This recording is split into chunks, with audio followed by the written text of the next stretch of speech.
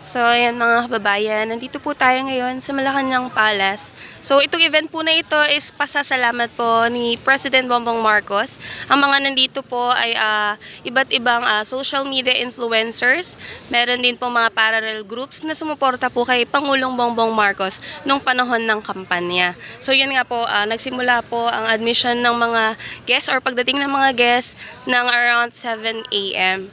So yan, paunti-unti na pong dumadagsa yung mga tao at yung mga naimbitahan po dito po sa event ngayon ni President Bongbong Marcos. Siyempre kasama rin po natin ang ating Team Tugon VPH. Ay, si sir. Okay, promote niyo po yung inyo pong grupo. MDW, ba yun? Marcos Defender Worldwide, Marcos Loyalty Solid. Ano Team BBM 2022. Blessed Movement si sir. Blessed Movement sir, di ba? Kasama ako talaga yan para kay BBM. Lebanon with love. Sa dynamic, isa naman na head advisor and founder BBM Sara Unity Alliance of volunteers. Marami pang grupo, tapos meron pa akong 4 na personal vlog na FB pages. Okay po. Thank you sir.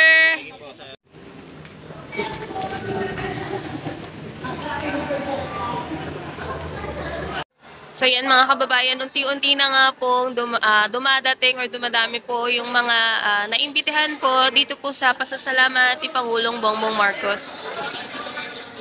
So yan po yung mga iba't ibang mga nasa SOCMED po natin, yung mga sumusuporta po sa ating presidente.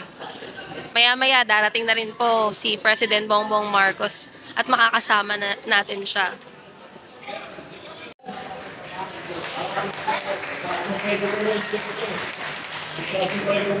Kayo nagbigay sa akin dito eh. Yes!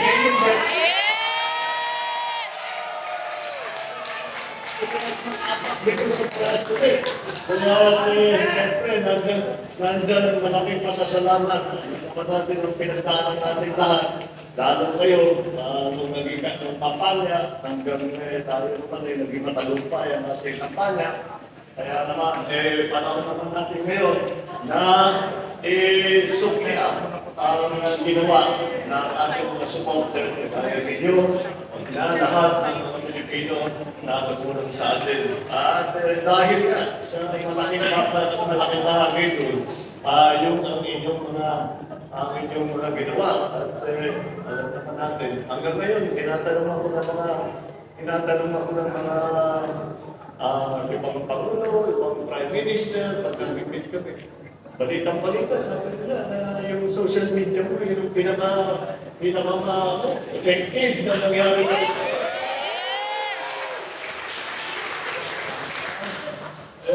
Sabi ko, pag nakilala mo yung mga social media na tumutulong sa amin, talagang maintindihan ko kung bakit naging napaka-successful.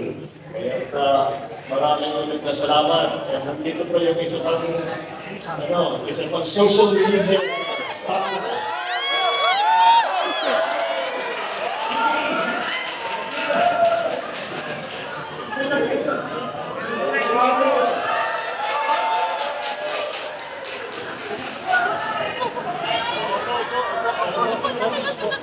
Hindi ko na nakikita ito.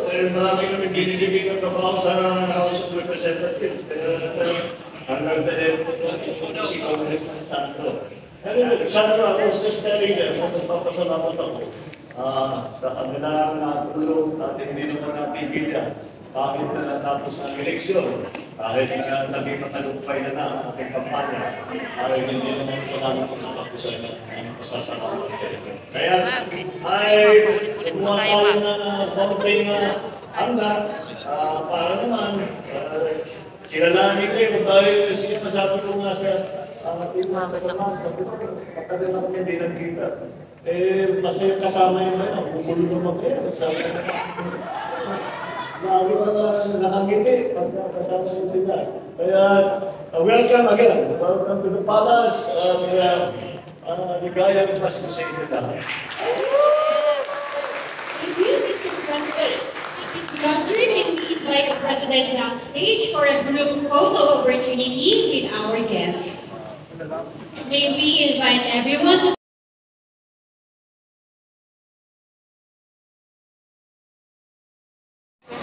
Siyempre, nagpapasalamat po ako kay President Bongbong Marcos dahil ayan po, nakikita niyo naman po, sobrang saya po ng mga social media influencers po natin dito. So may mga paraffles nga po sila, nagbigay rin po sila ng bagong Pilipinas t-shirt at ako, siyempre, isa din sa mga swerteng nabunot sa raffle at nakapag-uwi nga po ako ng rice cooker. So yan. So maraming salamat po, Pangulo, at makakaasa po kayo na patuloy po ang suporta namin para sa inyo. So Merry Christmas and Happy New Year!